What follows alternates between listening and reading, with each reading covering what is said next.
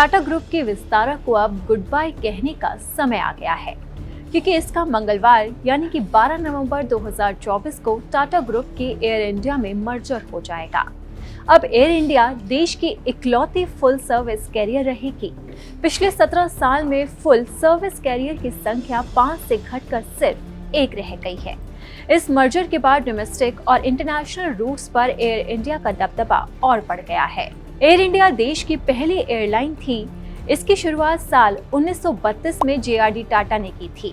तब इसका नाम टाटा एयरलाइंस था, लेकिन देश की आज़ादी होने के बाद टाटा एयरलाइन का राष्ट्रीयकरण किया गया और इसे एयर इंडिया का नाम दिया गया। टाटा ग्रुप को हमेशा अपनी एयरलाइन ना होने की कमी खलती रही थी और उसने साल 2013 में विस्तारा को शुरू किया।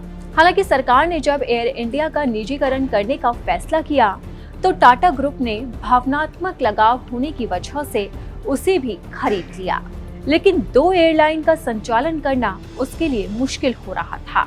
तो टाटा ग्रुप ने साल 2022 में विस्तारा का एयर इंडिया में मर्जर करने का फैसला किया। अब 12 नवंबर से विस्तारा की सभी उड़ानों का संचालन एयर इंडिया करेगी। टिकट बुकिंग भी एयर इंडिया की वेबसाइट से ही की जाएगी।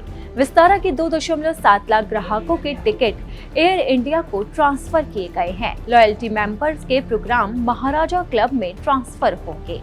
अब एयर इंडिया फुल सर्विस और लो कास्ट वाली पैसेंजर सर्विस दोनों को ऑपरेट करने वाली इकलौती डोमेस्टिक एयरलाइन बन जाएगी। उसके इंटरनेशनल रूट पर हिस्सेदारी बढ़कर 50% से ज्यादा पहुंच जाएगी।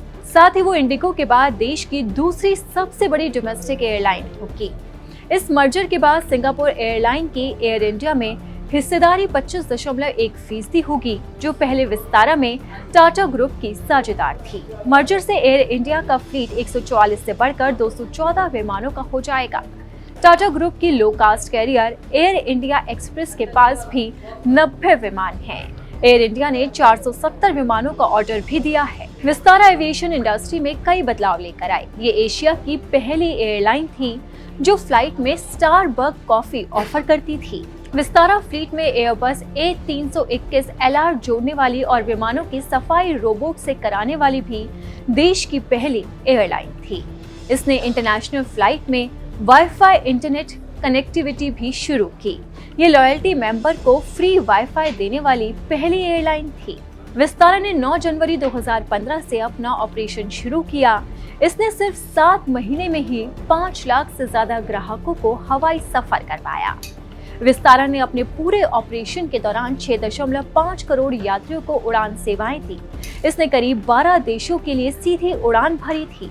फिलहाल यात्रियों को विस्तारा का अनुभव एयरक्राफ्ट, प्रोडक्ट और सर्विसेज के साथ मिलता रहेगा।